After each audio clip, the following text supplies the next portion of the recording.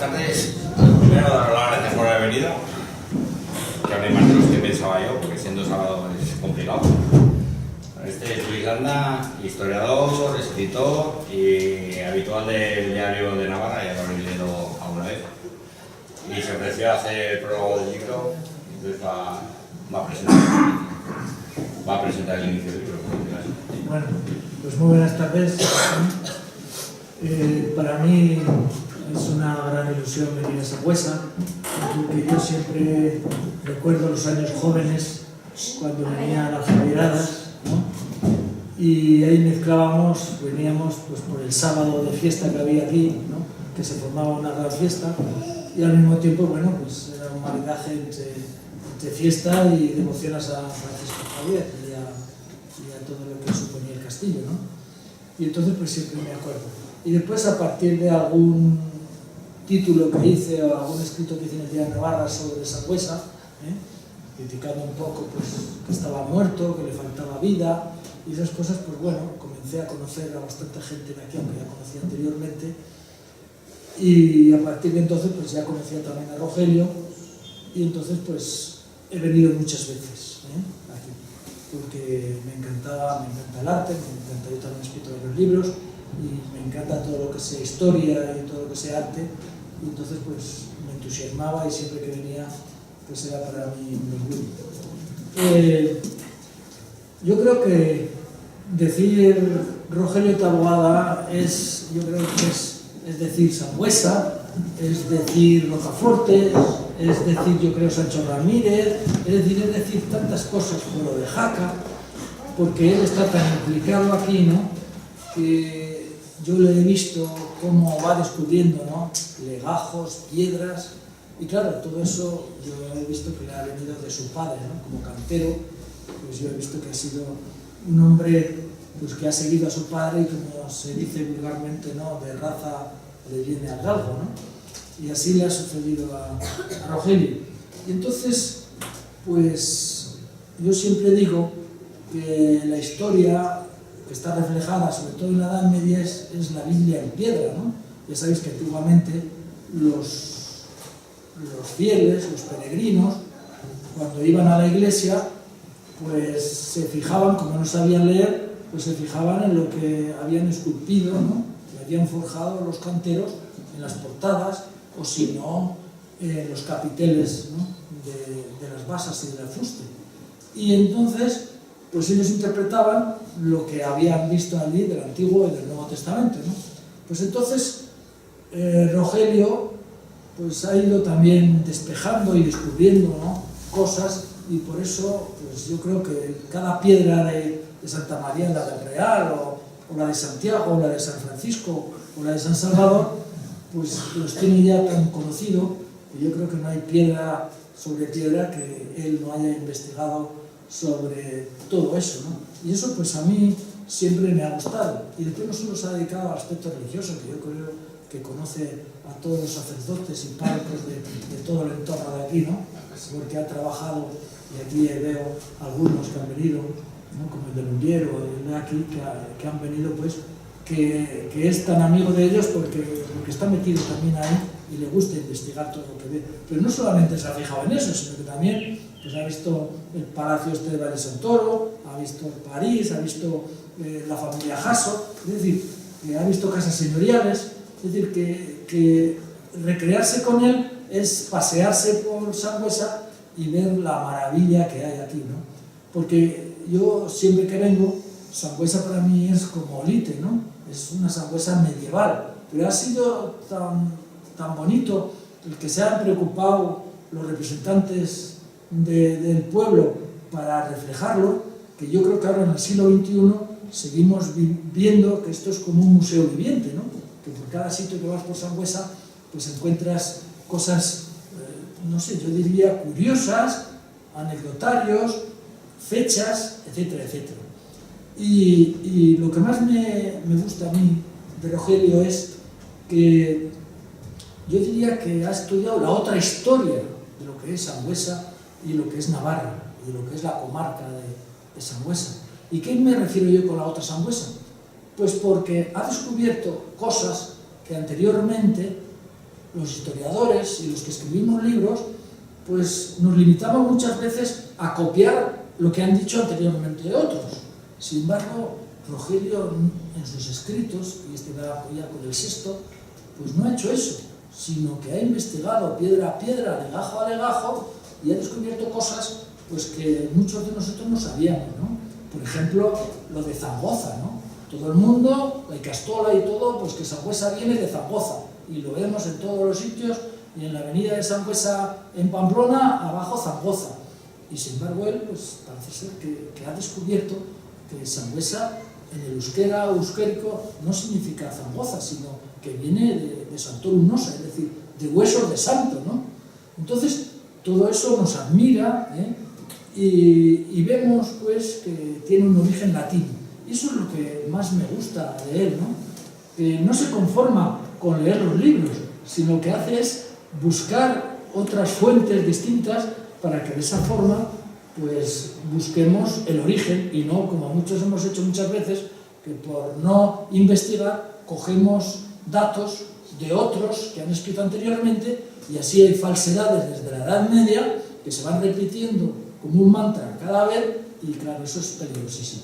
Por eso yo admiro mucho a él en ese sentido, ¿no? Entonces, él en este momento ha escrito nada menos que Sangüesa siempre 5, la quinta ya, Sangüesa siempre 5, y claro, son volúmenes de divulgación en los cuales son como especie de artículos que se leen fácilmente y que uno sin querer se lee ese libro pues fácilmente pues en una tarde o en varias tardes, pero encuentra otras cosas distintas, ¿no? Eso es lo más importante.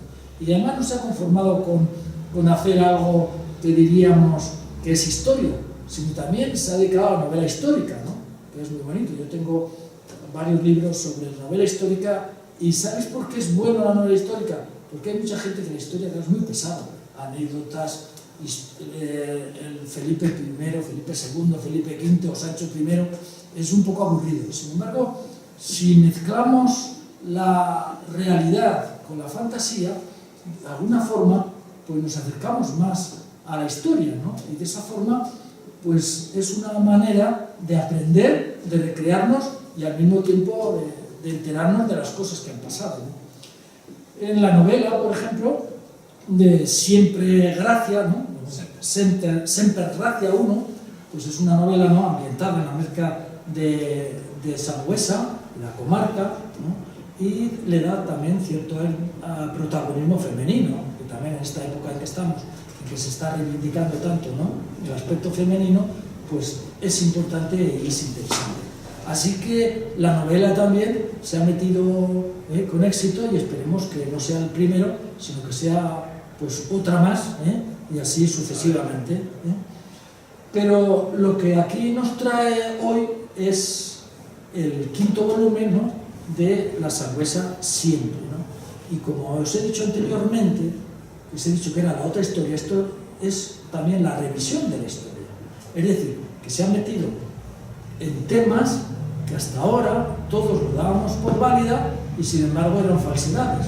Sin embargo aquí él ha querido ver, legajo a legajo, ha investigado que la historia de Sangüesa y de la comarca y de Aragón, de muchos aspectos, pues son diferentes a lo que la mayoría de las personas creíamos en ese aspecto.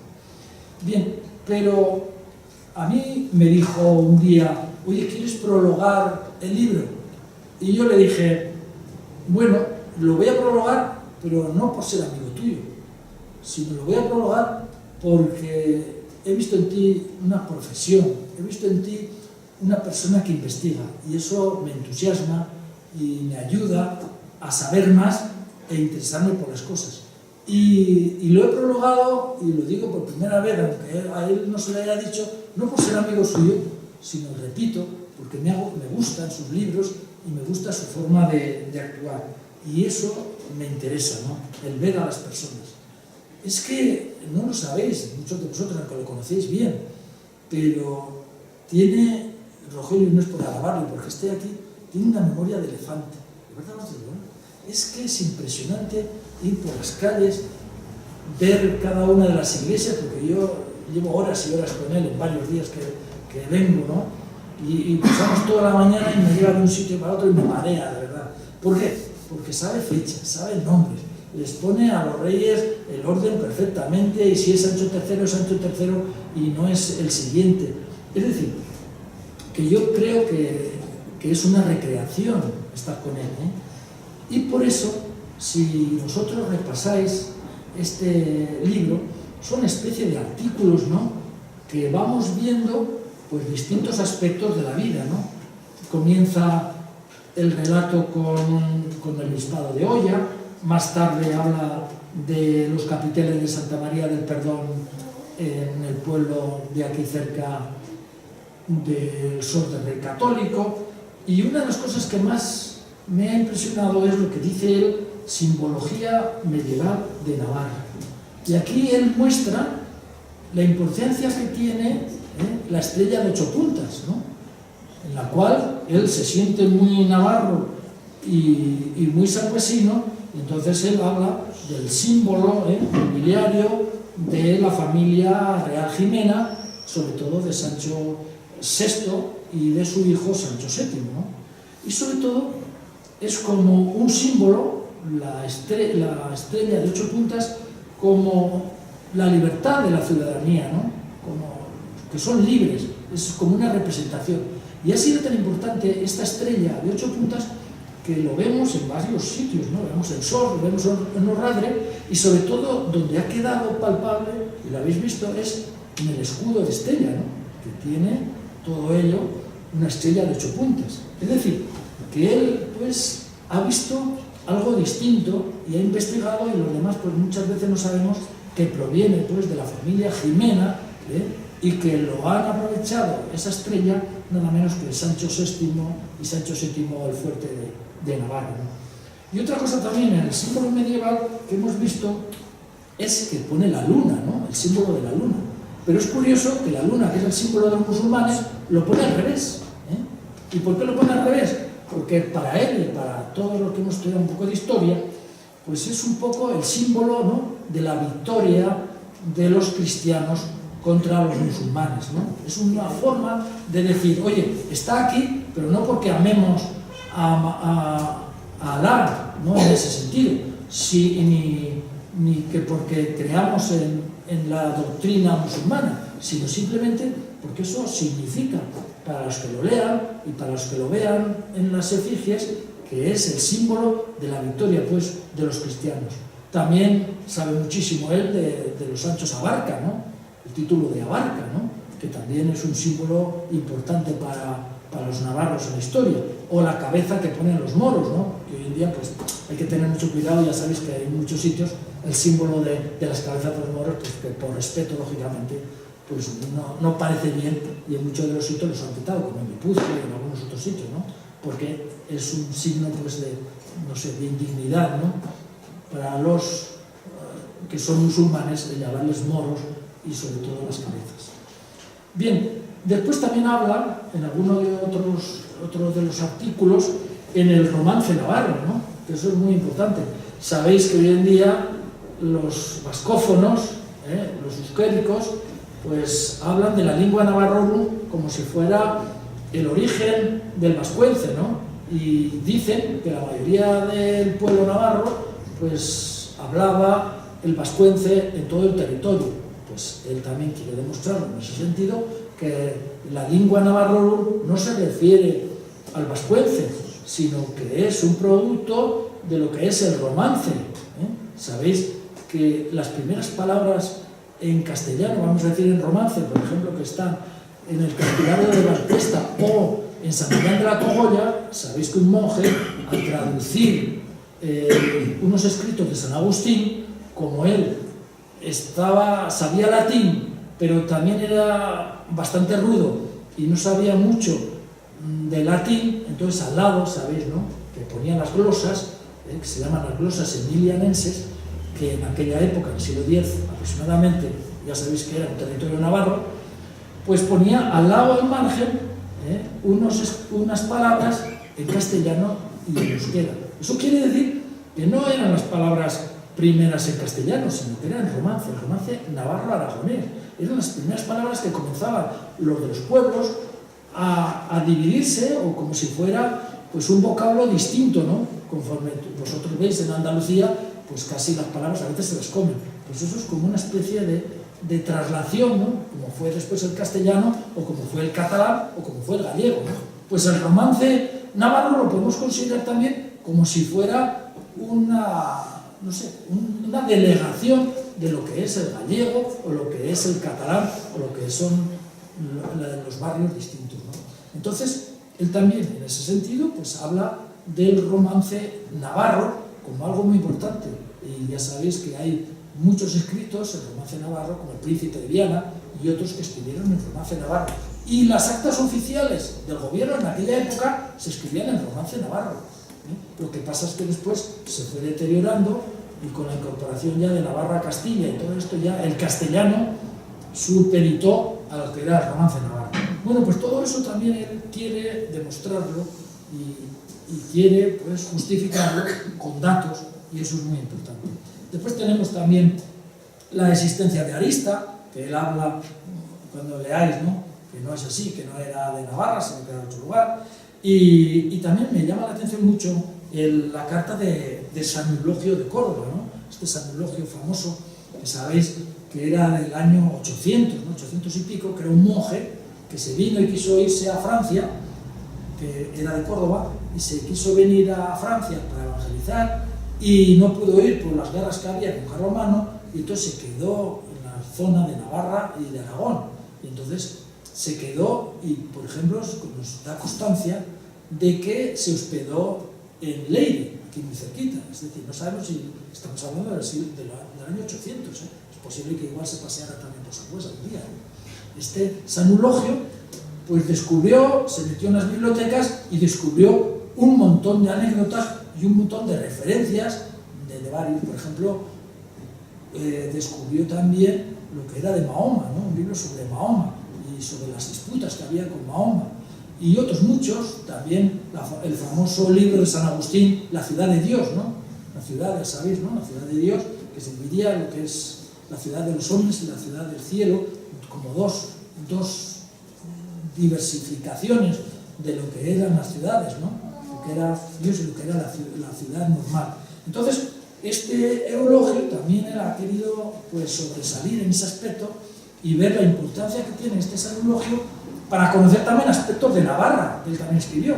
Se iba por las bibliotecas y estuvo en un montón de bibliotecas de los monjes, y ahí descubrió un montón de libros y los tradujo, la mayoría de ellos que estaban en latín, pues los tradujo también. Es decir, que el libro merece la pena por muchas causas. Y os voy a decir algunas razones por las cuales es importante leer este libro. Primero, yo diría que es porque tenemos que tener el corazón abierto y no creer un dogma lo que hemos leído en los libros anteriormente, sino, como he dicho yo, que hay que ver fechas, nombres y conclusiones de aspectos que han cambiado la historia gracias a historiadores que investigan y que intentan de alguna forma ver cosas distintas. Yo, por ejemplo, ahora estoy escribiendo un libro sobre Sancho III el Mayor y me he tenido, pues, gracias a lo que me dicen, de ver otros originales para intentar dar otro aspecto distinto. Pues eso Rogelio lo hace en todos sus libros. Y en segundo lugar, para mí lo más importante es la investigación, como he dicho, ¿no?, que es una investigación exhaustiva, que es objetiva, y que eso lo tenemos que tener siempre en consideración. Es decir, que no hay que copiar de los otros, sino hay que dar otro aspecto. Y después, otro aspecto importante de este libro es que compagina la sencillez con la complejidad. ¿Qué quiere decir con complejidad? Que a veces, claro, la terminología de la historia pues es muy complicada, ¿no? Y entonces él sabe hacer sencillo, pues, algunas palabras, darles otro aspecto para que lo entendamos mejor. Y en cuarto lugar, para mí sería interesante, ya voy a finalizar, pero estoy aburriendo, sería importante también que estos libros no solamente fueran locales, sino que estuvieran en las bibliotecas, sobre todo de Navarra, de Aragón y también de España, porque muchas veces se escriben tantos libros que los libros más importantes quedan en segundo término, y los libros y novelas que no tienen mucha trascendencia pues se leen, como yo ahora, yo Julia y otros muchos, ¿no? El otro día estuvo aquí el autor en Pamplona. Pues dejemos eso y veamos y vamos a la originalidad, que es lo más importante de todo eso. Entonces, como sabéis, leer un libro yo diría que es entrar en las entrañas de una persona. Es decir, sin querer, él se desnuda delante de todos y lo que hace es pues mostrar, ¿no?, sus sentimientos también. Aunque sea de historia, todos nuestros libros son sentimientos que tenemos y hay cierta subjetividad en eso. Es decir, que es una forma de mostrarnos a los demás como somos, así como muchos, yo diría que nos metemos en nuestro interior cosas que no nos gusta que los demás sepan. Sin embargo, pues de esta forma en los libros, sin querer directamente, vamos descubriendo nuestras miserias también a veces.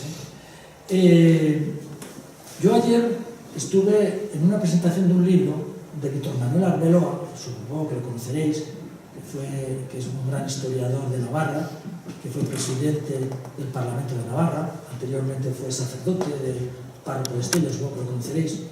Bueno, pues ayer presentó un libro que se llama De la A a la Z, de Navarra, ¿no? Y que precisamente se lo dedica al padre de Javier, Igal, porque tenía mucha amistad con él y también fue un hombre que se interesó mucho por Navarra y se lo dedica a él. Y entonces decía que escribir un libro, y es muy bonito eso, es como hacer una pintura. O escribir un libro es como redactar una sinfónica o una partitura. ¿Y por qué decía eso? Porque así como en el libro hay varios aspectos, en una pintura también nos fijamos en si hay un personaje, en si hay un paisaje, si hay un perro, es decir, vemos los detalles. Pues esto también nos tenemos que fijar en él. Y si es una partitura de música, es lo mismo. Un libro es como una partitura. En un sitio está el do, en otro está el la, otro está el sol, el mi bemol. Pues esto es lo mismo. En eso nos tenemos que dar cuenta nosotros. Y ya para finalizar, los que nos gusta la historia, hemos escrito bastante y somos profesores de historia, la historia, la mejor definición que yo he visto entre todas, y es un poco cosecha mía, aunque hay cientos de definiciones, dice que la historia es, ¿cómo diríamos?, es el estudio del pasado en función del presente. Es decir, que no tenemos que estudiar esto simplemente por ver y por curiosidades, sino también como aprendizaje para nuestro presente.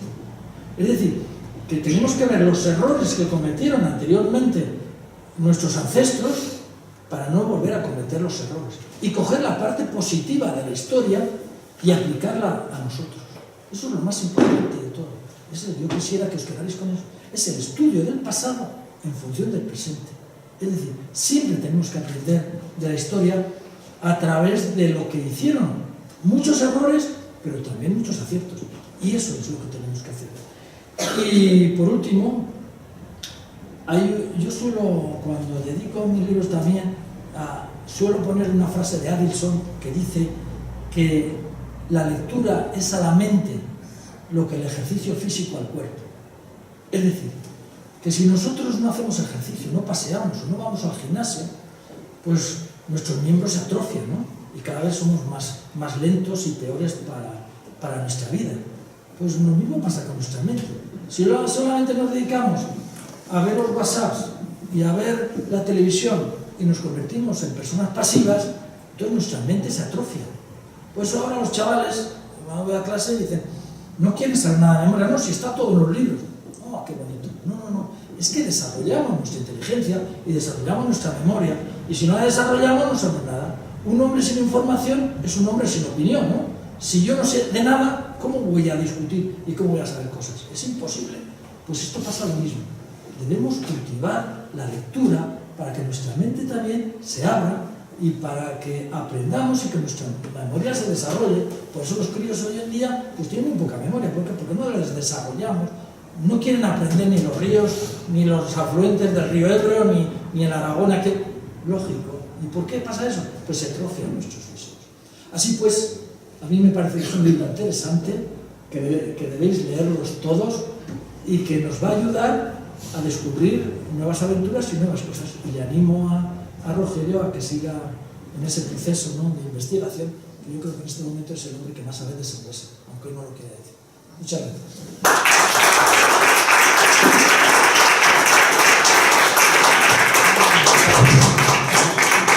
Ya podemos ir por allá.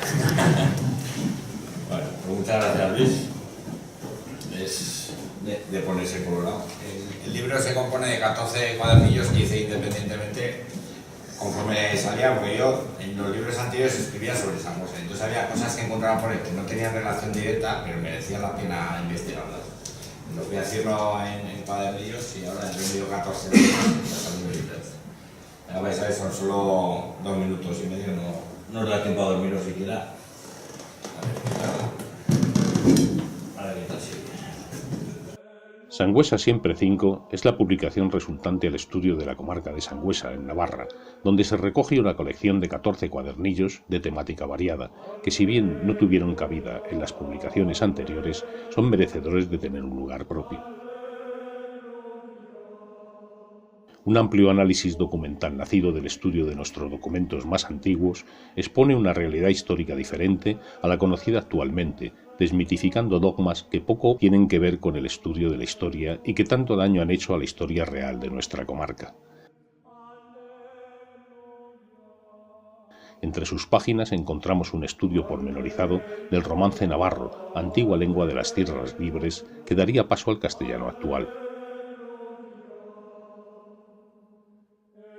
La carta de San Eulogio, Ilumbié y Romanzado nos muestran una Navarra diferente, con raíces demostradas en la Roma clásica, descubriendo parajes singularmente desconocidos de nuestra región, como el monasterio de Selle o el condado de la Galia, tradicionalmente identificado con la Galicia actual. Estudio de nuestra heráldica, de nuestros símbolos, de nuestros edificios más ancestrales completan lo publicado hasta ahora sobre el verdadero origen de una Navarra que poca relación guarda con las versiones históricas difundidas en la actualidad. La identificación clara de la auténtica Vasconia, que fue anexionada a Navarra y de la que sigue formando parte en la actualidad. Las descripciones de piezas tan emblemáticas para nuestro pasado como los capiteles de Santa María de Sos o el bajorrelieve de Luesia encuentran su lugar acompañados del estudio de nuestros cantares populares y de las heroicas gestas militares que nuestros antepasados protagonizaron en la Reconquista. Una obra completa que, lejos de poner punto y final al estudio de nuestra comarca, invita a continuar revisando los estudios tradicionales para restituir el mérito a los verdaderos protagonistas de nuestra historia.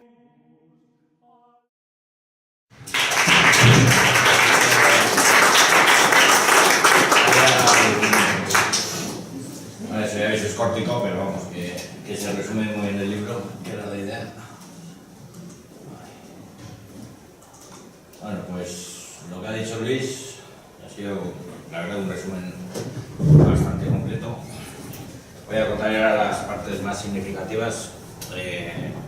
Obviamente todo tiene relación con Sangüesa, pero es más un trabajo de, como bien dice el título, de apéndices de Navarra y de Aragón.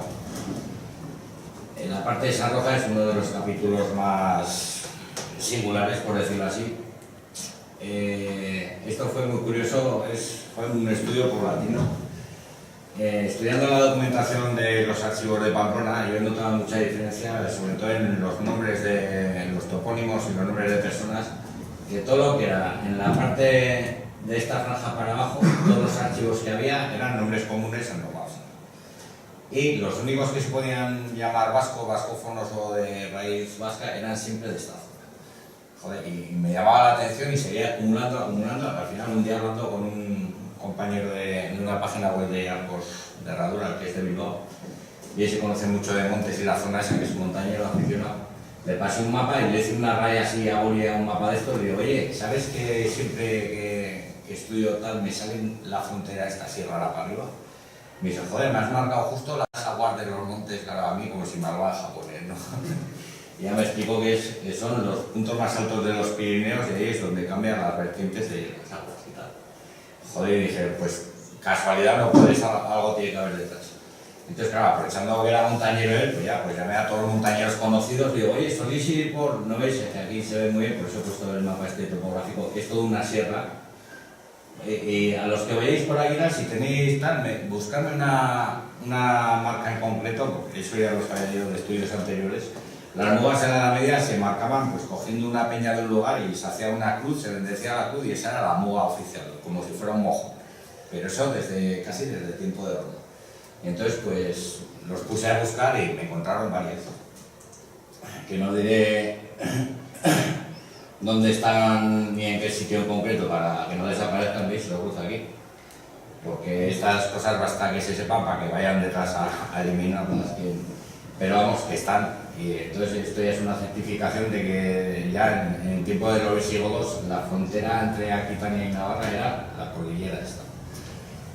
Y claro, teniendo tan claro, ya está en la marca, ya está diciendo que es así. El idioma marca otra frontera también. Y joder, pues tiene que haber algún documento que hable de ello. Y a base de buscar, lo encontré en la Catedral de Pamplona, ya para variar, porque no sé qué tendrá ese archivo que al final acabo encontrando todo ahí. Es un documento de 1007 donde Sancho III marca las posesiones del obispo de Pamplona, de la iglesia de Pamplona.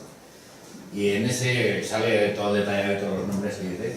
Y en ese detalle marca como límite una serie de poblaciones que dice desde la capilla de Carlomagno en Roncesvalles hasta Velate y de Velate a todos estos nombres que veis aquí.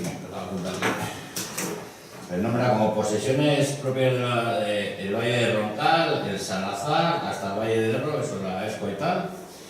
Después, me pongo navajas, que se nota lo de para jubilado.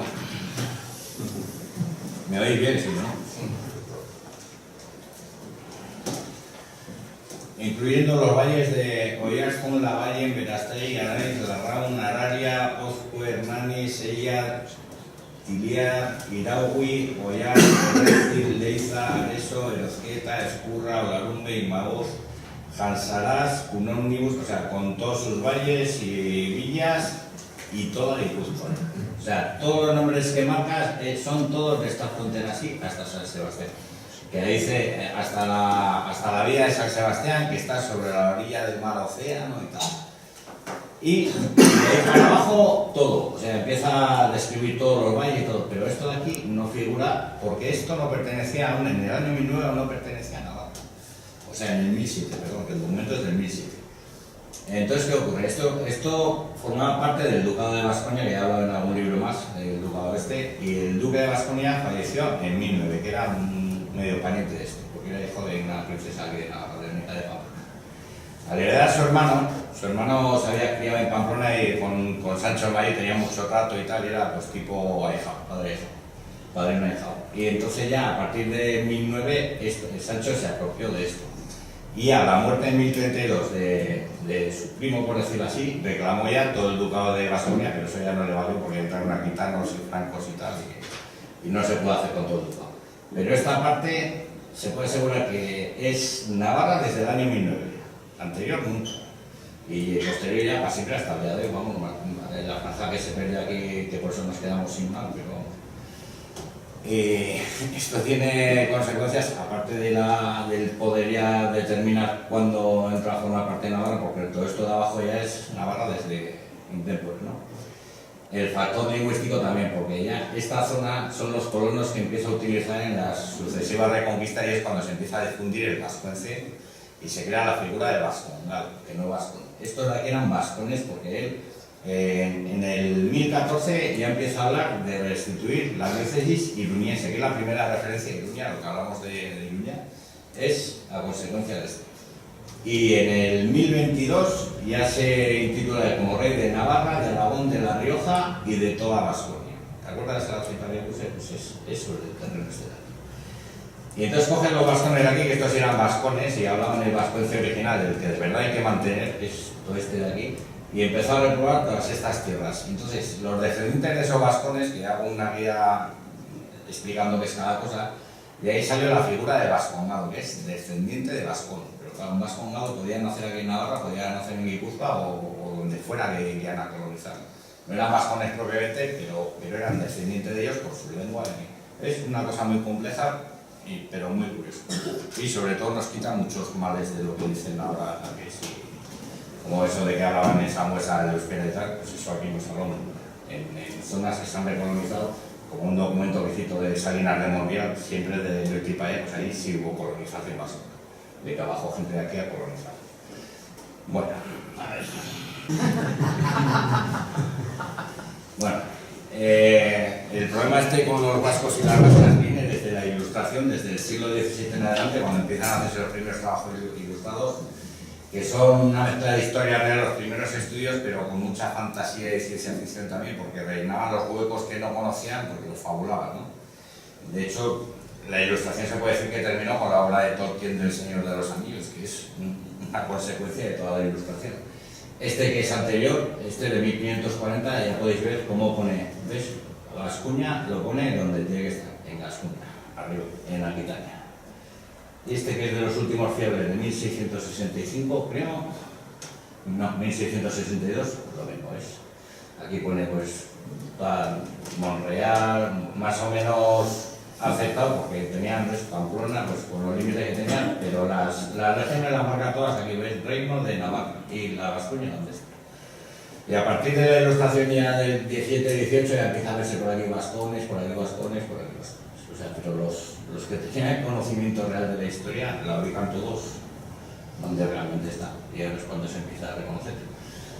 1545, una obra muy polémica también, bueno, polémica no es muy sana, pero ha causado mucha polémica ahora porque se titula Lingua Vasconum Primitiae, que es la lengua primitiva de los vascones. Esto lo hizo un sacerdote de San Juan de Piedecuerto sobre el vascuence original, pero claro, si ahora tenemos gente en Pamplona que dice que el euskera de vascuence es la lingua navarrón, que dicen ellos, entonces está lingua vasconum, ¿qué es? Pues con esto ya se ve bien claro que lo de ahí era el vascuence y la lingua navarrón era como hace. Ella aportó varios documentos, bueno, ya lo veréis que es bastante entretenido. Lo de simbología de Navarra. Esta piedra es ibérica, bueno, es romana, pero ibero-romana, por decirlo así. Y hay unos emblemas que se repiten mucho desde muy antiguo y los iberos los tenían también. Y son estos emblemas, la media luna y la estrella, son las que se repitieron y a la Edad Media se adoptaron y tomaron un nuevo significado dentro de lo que es la evolución de un emblema heredero, por decirlo así. Que fue el origen, sobre todo aquí, que no hubo invasión así islámica, donde más... Este escudo lo tenemos en el retablo de la Virgen de la Nieve de Santiago, pero tenemos uno exactamente igual a la entrada del monasterio de Lille, a la entrada de casa al convento, y lo tienes también. Que es el escudo nobiliario de la familia de Vives, ya veis, la luna invertida y las estrellas de 8 puntas. Y mires donde mires, en toda la comarca de Sacosa, mira, este es un tímpano visigodo, este es anterior, este se sabe que es anterior a la invasión musulmana como un pie la luna boca arriba. Y a partir del 711 iban a encontrar siempre boca abajo.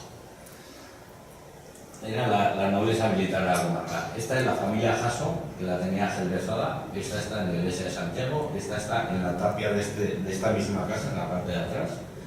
Y esta en el Museo Capuchino, que tienen varios ejemplos, guardaron varios escudos ahí por suerte. Y la superestrella 8 puntas está en la clave de Santiago, pero miréis, la tarima del presbiterio Santa María tiene una estrella de 8 puntas gigantesca con madera de otro color. O sea, mires donde mires, ya veréis el estudio. Este es el origen del actual escudo de Navarra. Pues empezó representando esta estrella, primero como estrella, después empezaron a ponerle maquetones. El gremio de fabricantes de clavos de Pamplona medieval hizo el escudo con clavos, o sea, cada uno hacía los 8 brazos por lo que quería. Hasta que llegó Teobaldo y puso las cadenas de Sancho y ya se quedó el escudo de las cadenas. Y lo tenéis en Anoz, en la Uzama. Es que todo lo que es la Navarra original, la zona que quedó libre de conquista, lo veréis hasta la saciedad. Y esta, por ejemplo, esta es una estela que aún tiene como romana, que es encontrada en el castillo de Javier. Y ya la veis que está boca abajo, con lo cual es visigoda y mínimo del siglo VIII.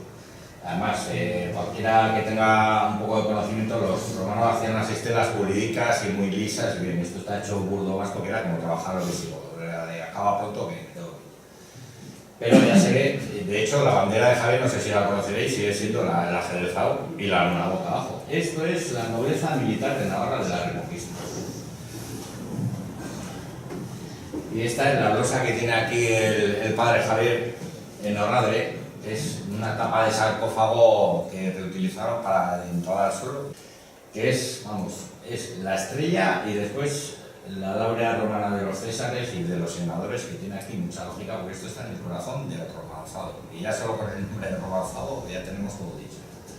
Ahí explico muy bien la historia del emblema este. ¿Veis? Esto está en Berroya, también en romanzado, que se sigue, pese a ser medieval, el escudo ya se sigue utilizando aún el laurel, y veis la estrella, que es una historia muy, muy diferente. Aquí tenemos parte de la historia de Aragón, que es compartida con Navarra. Esta es la encina de Aínsa, el árbol de Aínsa de la batalla de García Jiménez contra los moros, que a día de hoy sigue siendo el escudo de Aínsa y uno de los escudos de Aragón. Pues tanto cuando fue la batalla como el símbolo y tal, era como de un rey navarro luchando en Navarra para echar a los moros. Porque entonces la cosa entre Navarra y Aragón ni se llamaba Navarra ni Aragón, era todo un mismo señorío. Aquí tenéis un escudo que se ve la encina y arriba lo que pasa es que está muy desgastado, y ahí tenéis la cruz. Pues este escudo de Aínsa lo tenéis en una casa noble de Lumbier, aquí al lado de esa cosa. Porque en esta batalla peleó toda la nobleza de todo lo que era la Navarra libre entonces. Lo que los aragoneses sí han sabido mantener su simbolismo y suya. Aquí en Navarra, pues por unas cosas o por otras, porque todo lo que venga de Aragón no es muy bien recibido, por decirlo así. Y solo se aprecia lo que viene de Bilbao y de lo que se da. Este es el bajo relieve de Brescia, que dicen que sí es Sancho Garcés I, Sancho Ramírez I. Bueno, pues este es el mismo de la otra cruz que habéis visto. Es la cruz de Aínsa y es García. Ya luego dentro del libro veréis por qué. Porque esa está en Brescia, pero este relieve está en Villapuerta, en San Miguel de Villapuerta, que es casualmente la iglesia más antigua de Navarra. Y veis aquí lo mismo, al señor con la cruz esta larga, que es única, y aquí un moro, pues esta es la espada, pues está con las manos arriba rindiéndose, porque también, lo que digo, fue una batalla de Navarra y se celebró en toda Navarra, en lo que ahora se llama Navarra también. Esta estela es también de Brescia, que también es visigoda, está a caballo entre las romanas y las que empezaban a cerrarse así en la Edad Media. Y tiene como emblema lo que más se llama cruz de arista, que es la misma cruz que hemos estado viendo hasta ahora de Aínsa, es una representación. Que era una cruz con pica, ahora veréis por qué, con una pica metálica para clavarla en el suelo, porque la teoría que arrojo yo es que en realidad fue esto.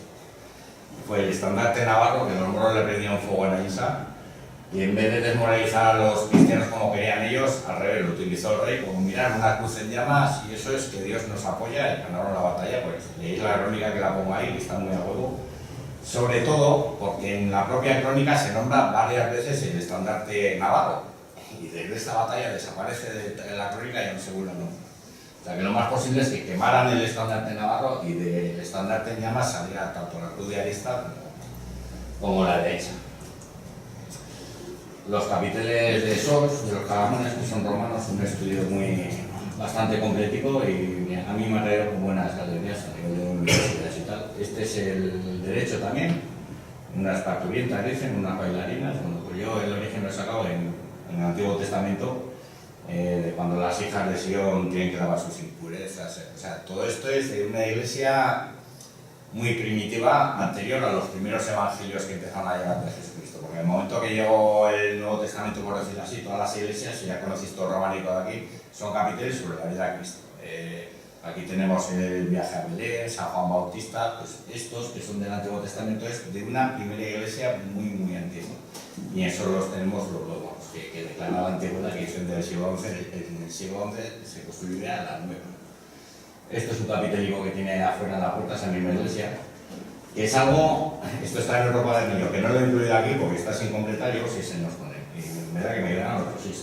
Un hombre y una mujer, muy erosionos, porque esto, claro, esto está aquí desde el siglo VIII-IX, que es una representación que en Santa Lucía tienes, aquí arranca un pilar una mujer y el pilar de al lado un hombre. Y aquí tienes una pila bautismal en Berroya, casi en Urraúl, que tienes una mujer siempre cabreada, no sé qué habría hecho la pobre, y un hombre que tampoco está muy contento. La tenéis en Santa Fe, las tenéis el hombre y la mujer. Es que salen en toda la Navarra que se ha podido conservar así piezas antiguas. Primero pensé que sería de Boto Galíndez, una reina que perdió el reino y por eso estaba cabreada. Después, una de las urracas.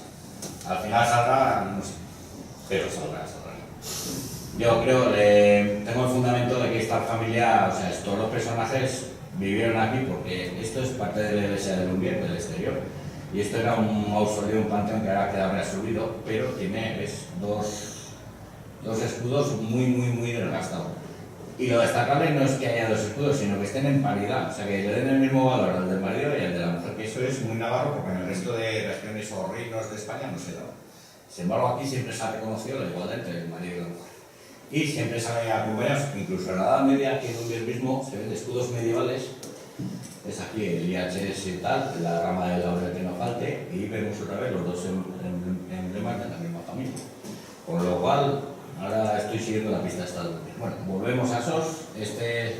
Hay una columneta así en la portada de SOS que pone a 3 arcángeles San Miguel. Esta es la más reconocible, por decirlo así, que está lanzando al dragón, este es el dragón.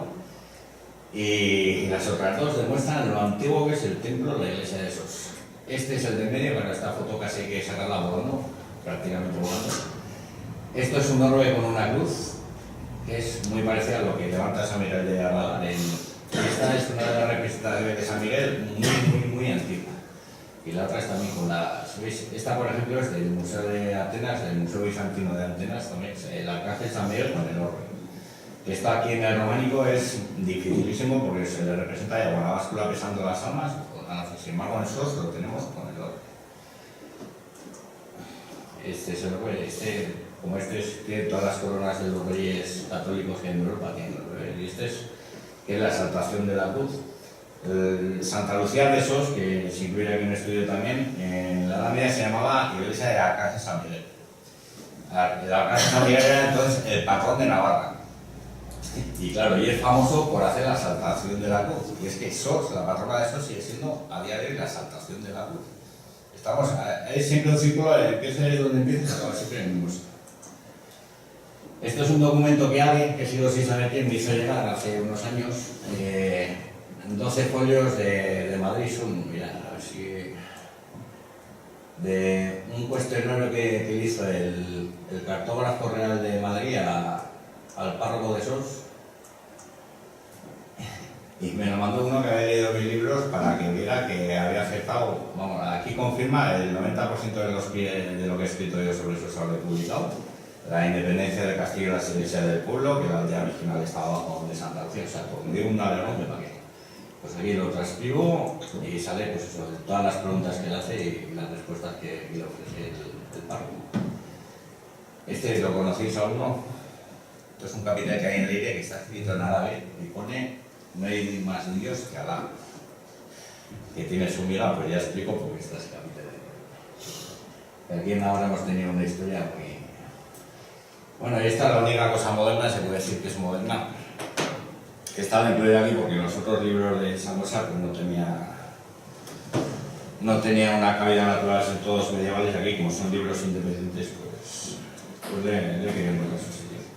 Es una carta que hace años me dio mi vecino ya fallecido Miguel Iso de Perdiz, que es una carta que le envió un sagüesino que vivía en Oviedo en el 34, contándole a los padres de mi vecino cómo habían fusilado a su hermano. Entonces, pues son 4 hojas, las transcribo enteras. Y pues relata eso. Esto también, por mucho que ahora levanten ampollas, yo ya lo tengo también como historia de Sangüesa y como una parte de la historia que hay que conocer también. Ahora que está tan de moda la memoria histórica. Bueno, hablo del condado de la Galia, que con todo lo que pueda parecer es muy aragonés. El nombre original de Aragón antes de ser Aragón era condado de la Galia. Pongo aquí sus primeros señores desde el año 809, la relevancia que tuvo. No sé, es un libro de bastante completo. Yo por lo menos estoy muy orgulloso de él. Después ya ven a las críticas, mejores o peores, pero bueno. Y para finalizar, empezar por el principio, diciendo que lo he dedicado este libro a un vecino mío, Javier Miralles, y a otro Javier, al cura de Lumbier, al párroco de Lumbier, por la ayuda que me prestó y lo bien que se ha aportado siempre. Bueno, hasta aquí hemos llegado. ¿Os ha gustado?